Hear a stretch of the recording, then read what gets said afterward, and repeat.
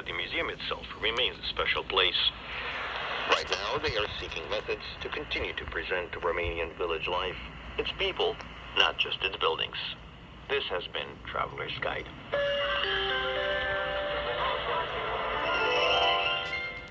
Next on Radio Romania International, broadcasting from Bucharest.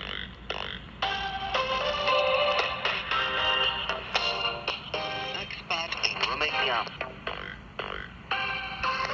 Hello, this is Daniel Bills on the microphone.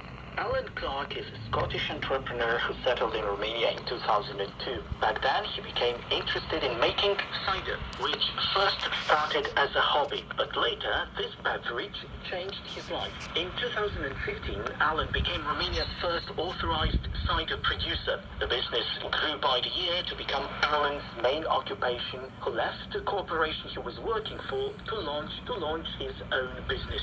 Alan also has expertise in a series of projects preparing Romania's EU integration. In the following minutes, he will be telling us the story of his coming to Romania. Eu am venit în România prima dată în 2001, invitat. I first came to Romania in 2001 upon the invitation of a French friend who had already settled here.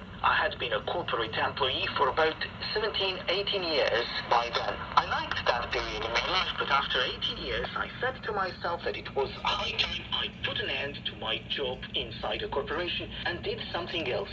I didn't know back then what I was going to do next. When I first came to Romania, we toyed with the idea of founding a consultancy joint venture to help French and British companies to come to Romania and the other way around, to help the Romanian companies to find customers or business partners in France or in Britain. Didn't know anything about Romania when I first came here. My friend convinced me, and I was curious to discover for myself. I had traveled a lot until I came here, already being in Poland, Hungary, the Czech Republic, even in Russia, but not in Romania. Almost knew nothing about this country and came here more out of curiosity. We both got involved in some projects, came back again and again, and in 2002 I decided to make a 6-month experiment.